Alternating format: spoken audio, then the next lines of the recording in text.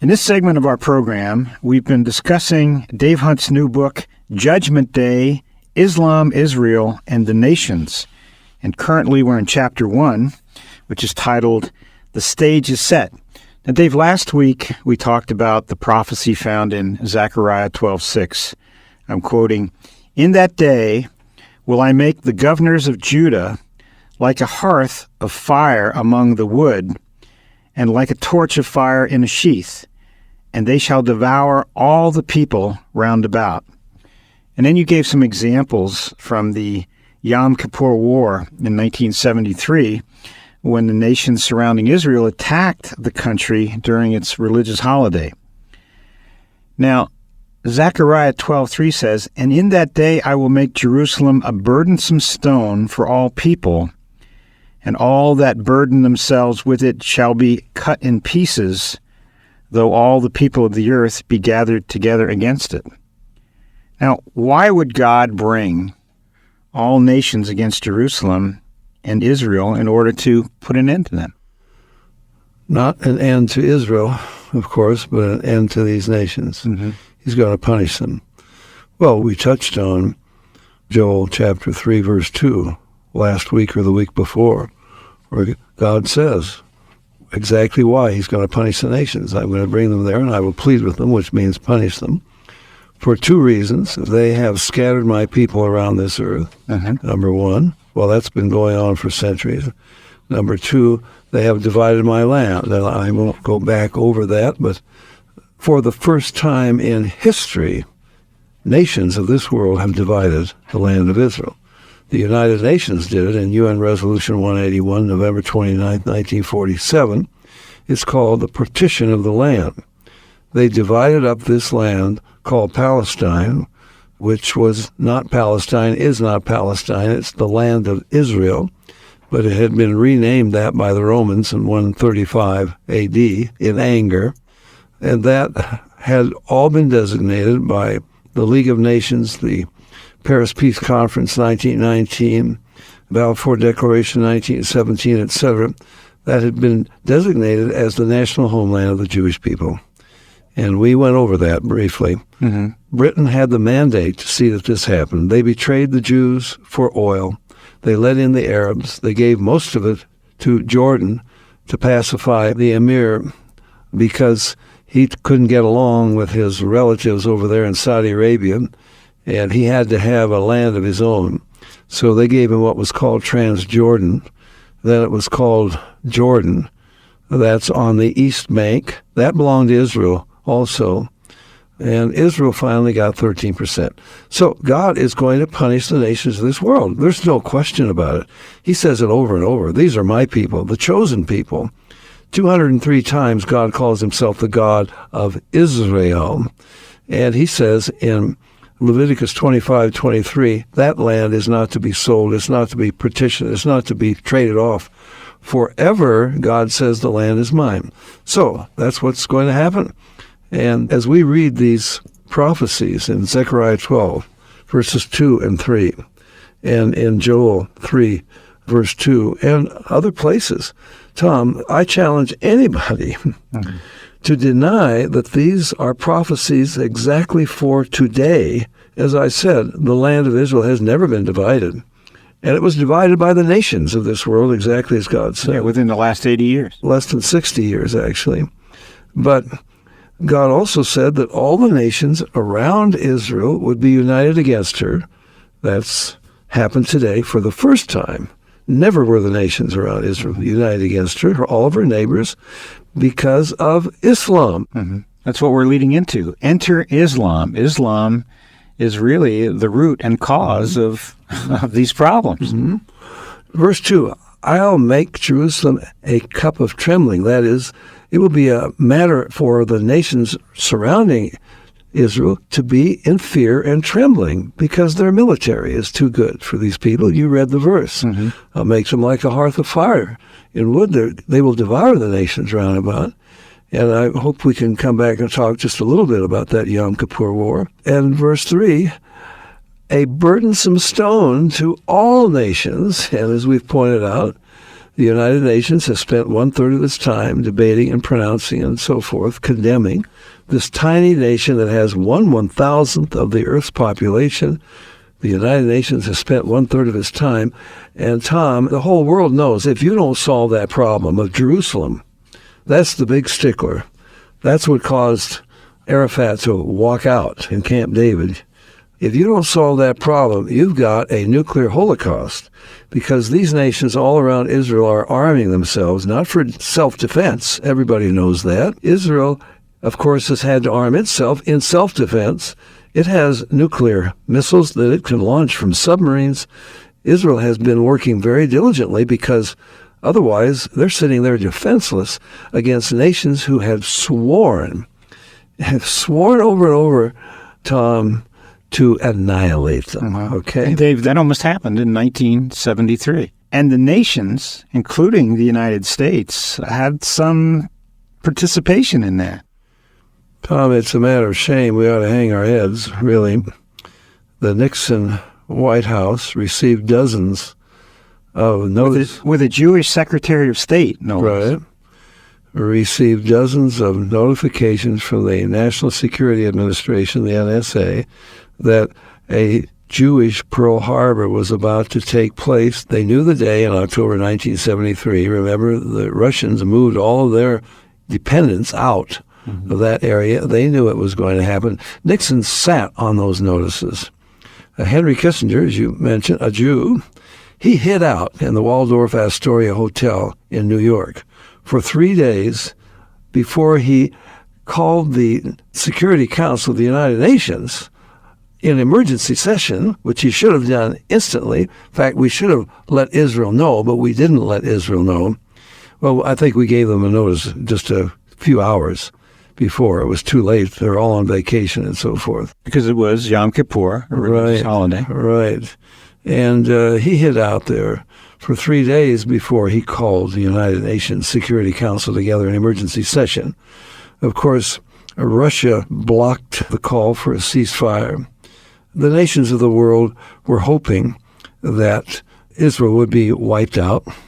Now, you could say, well, Nixon didn't really want them to be wiped out. He just wanted them to be bloodied a bit. And we pointed out that it cost them 3,000 lives, which, comparable to the United States, our population, that would have been 150,000 military men. Mm-hmm. And when that war ended, the Israeli tanks were on the outskirts of Damascus and Cairo and could have taken those cities.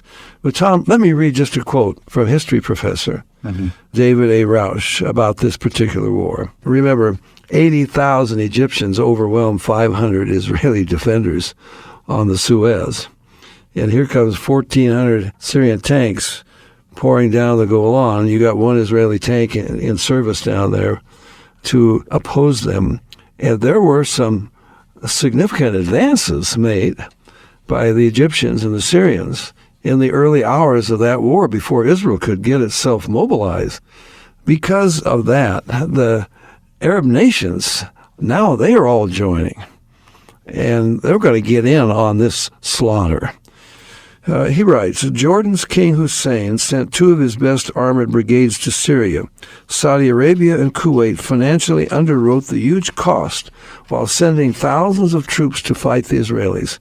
Kuwait lent her British-made Lightning jets to Egypt. Libya's Muammar Gaddafi turned over 40 French-made Mirage 3 fighters and 100 tanks. Iraqi MiG fighter jets, as well as tank and infantry divisions, fought on the Golan Heights, while a squadron of Iraqi Hunter jets were utilized by Egypt.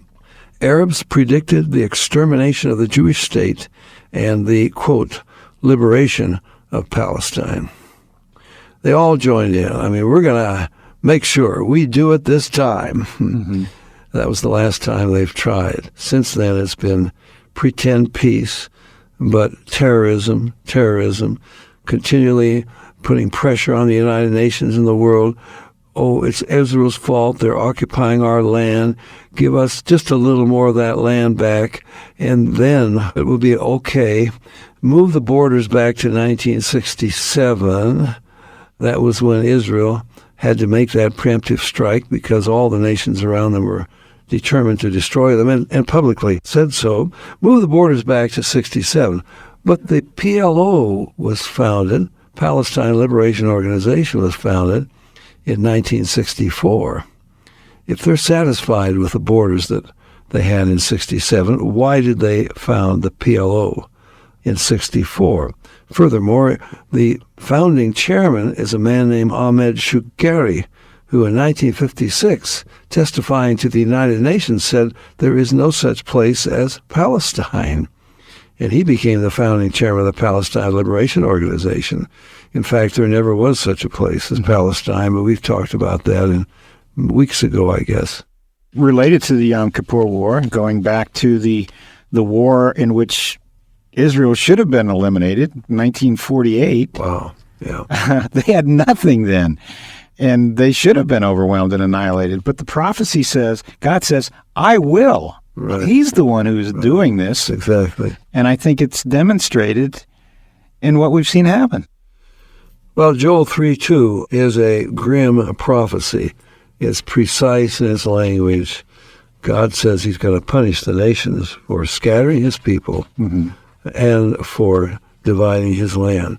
That's one of the many reasons, Tom, why I believe we are really in the last days. This is not going to go on much longer because these are prophecies that are specifically for today. They've been fulfilled in the last few years. They are continuing to be fulfilled. But Dave, why Islam? Why is Islam so set against annihilating, destroying Israel? And by the way, many would claim, who are Muslims, claim, oh, no. We love Jews. We want to help them. We love America. All of this. Tom, they talk out of both sides of their mouths. They lie. And I will. Unless some people consider themselves to be Muslims and just don't understand Islam, but which is what you're going to get at. Well, Tom, I like to give them the benefit of the doubt, as I like to remind myself and others that most Catholics probably don't know what the Catholic Church stands for. Probably most Southern Baptists don't know what the Southern Baptist doctrines are. They just kind of go along with it. But there are leaders who know better, and they continue to say Islam is peace. We have quoted Muhammad in the past. Let's quote him again. Muhammad said, the last day will not come. And let me explain what the last day is for the Muslim. Every Muslim, it's one of the 5 things every Muslim must believe in. The last day is the day of resurrection, when your good deeds are weighed in the balance against your bad deeds to see whether you will make it to paradise or not.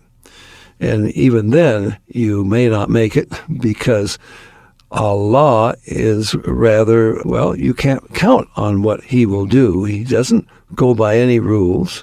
There's no reason why he should call this a good deed and that a bad deed. We've quoted Abu Bakr, Muhammad's father-in-law, the first one to whom he promised paradise without martyrdom. And Abu Bakr said, even if I had 1 foot inside of paradise, I couldn't trust Allah. He might shove me out, okay? But anyway, the last day is the day when supposedly the good deeds will be weighed in the balance before Allah. And if the good deeds outweigh the bad, you make it to paradise. Okay, now. Which many religious people around the world think that's the way. Yeah, and Tom, it is ridiculous because you can say to the judge, yeah, I know I was speeding last week, but I've driven more times within the law than I have exceeding it. That's just ridiculous. You don't get off of having broken the law by having kept it more times than you broke it. I guess mass murder, we've got a number of them now in the news who have murdered 10, 20 victims, raped them and so forth. I guess they could say, yeah, but look at all the thousands of women that I didn't murder and rape. Surely my good deeds outweigh my bad. I've even been kind to people, so that won't work. But anyway, Muhammad said the last day will not come until the Muslims confront the Jews and the Muslims destroy them. In that day, Allah will give a voice to the rocks and the trees, and they will cry out, O Muslim, O Abdullah, there is a Jew hiding behind me. Come and kill him. Now, you can't understand Islam unless you understand that every Jew on the face of this earth must be killed, okay? So now, Islam teaches that this land over there that came to be called Palestine, which is really the land of Israel, belongs to the Arabs as descendants of Ishmael, claiming that they're the original Palestinians, etc., although Ishmael was not a Palestinian, and we've gone into that. His father was from Ur of the Chaldees, his mother was an Egyptian. When Abraham arrived with his maids and men servants and so forth, and flocks and herds, Canaan was already settled. It was the land of Canaan. So the Arabs are not descended from the original Palestinians. There were no such people, all right? Not until 135 A.D., when the Romans renamed Israel Palestine, and who lived there? Jews. And the Jews, in fact, were called Palestinians, and the Arabs even said, we're not Palestinians, the Jews are the Palestinians. But anyway, they lie. They try to change history. So Islam teaches, although the Quran clearly says, and I give the quotes in the book, in many verses, that Allah gave this land to the Jews. Nevertheless, Islam teaches that because of their sin and so forth, that land belongs to the Arabs, that the Arabs will conquer, the Muslims will conquer the Jews. In fact, they will conquer the world. Therefore, so long as Israel has sovereignty over 1 square yard of land in the Middle East, it's an affront to Islam. It says Islam is a false religion, Muhammad is a false prophet, Allah is not the true God, the Quran is not the word of the true God. They must destroy Israel. It is that simple, and all this talk about give them a little more land, we're going to bring peace. Tom, it's some kind of a joke, and the world leaders know better than that. There are a couple of things. The verse that you quoted from the Hadith, this is the Sahih al-Bukhari Hadith. This is not some obscure teaching. For example, if you listen to Palestinian radio over in Israel, you would hear this. This is taught in the schools. This is taught everywhere. Taught in the United States, in Muslim academies here. Right. Right. So this is their doctrine. Okay, so anti-Semitism is satanic, all right? I think we've explained it before, but Tom, I want to explain it again. Why is it satanic? No one can argue with this. There is a real Satan. Anti-Semitism is one of the great proofs that God exists, that the Bible is the Word of God, and that God is the God of Abraham, Isaac, and Jacob, because it foretells anti-Semitism. Why? Because the Messiah would come through the Jews. God promised Abraham, Isaac, and Jacob that the Messiah would be from their seed. So if Satan could destroy the Jews, and you know in history, many times he's tried to do that. Some of it is recited for us in the Bible. If Satan could destroy the Jews, no Messiah. Satan has won his battle with God. Now, even though Christ came, the Messiah came and defeated Satan on the cross, paid the penalty for our sins, so that salvation is available to mankind. If Satan could destroy the Jews today, there could be no second coming. We believe in the rapture. The Christians would be taken out of here. We would be in heaven.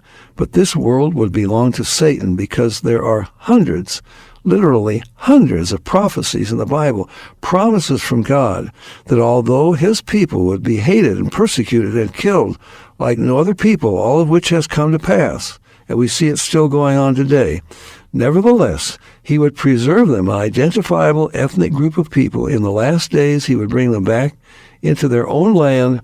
He would make Jerusalem a cup of trembling, as we've said, a burdensome stone, and they will be attacked by all nations of this world. God said he will destroy them. And the latter end of Israel promises, many of them, will be better than the first. And the Messiah will return to rule on the throne of his father David over his people Israel and over the world. So obviously, if there are no people of Israel, if the Jews have been exterminated, as the Muslims intend to do, and as the world would be happy to see, then there is no second coming. And God has been proven to be a liar. The promises he made to Israel have not come to pass. There's no throne of David and no people of God for the son of David, the Messiah, to rule over.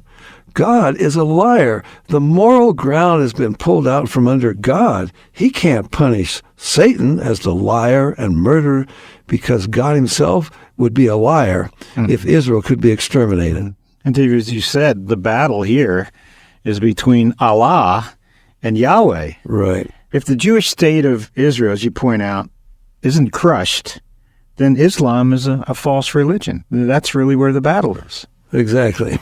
So this is what's happening. Any other ideas about bringing peace to the Middle East, it just isn't going to happen. Now, Dave, when I was talking about the Palestinian radio and so on, and television promoting this idea that every Jew must be killed, you have here in this country, you quote a Islamic Committee for Palestine in Chicago, Illinois, December 28th to 31st, 1990.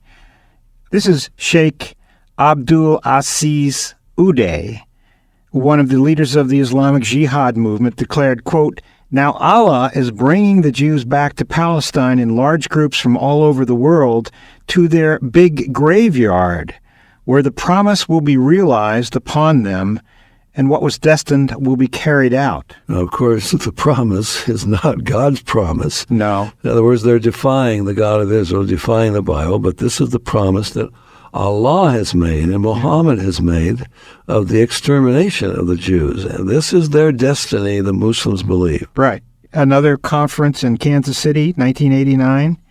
You have a sheikh who told a group of Muslim men whom he was recruiting for a holy war, "On the hour of judgment, Muslims must fight the Jews and kill them."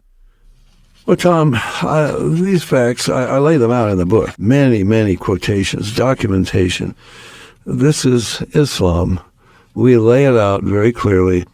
I don't see how President Bush could be ignorant of this. I don't see how the United Nations leaders could be ignorant of it. I don't see how Putin and the European Union, those leaders, could be ignorant of these facts. They ignore the Bible. Mm-hmm. See, we can't pick and choose in the Bible. And Tom, there are many people who are Christians, real Christians, who are clear on the gospel. But when it comes to Israel, and again, we quote D. James Kennedy and his theological seminary there in Florida, they put out a document saying Israel is of no significance. To suggest that there is a special people to whom a certain land belongs is just nonsense. It isn't true. They are denying the Bible as well. And President Bush or Putin or the UN or whatever, they can justify themselves and say, there are plenty of Christians out there who say Israel is of no significance. Mm-hmm. Those promises you referred to in the Old Testament, they have been abrogated because of Israel's sin. It's not going to happen. So, Tom, the fact is that Islam is determined to destroy Israel, and any so-called peace proposal must take that into consideration. In fact, the Bible says there will be a false peace. Israel will be deceived by it, and it will lead to the last war, Armageddon, which I believe is not far off on the horizon.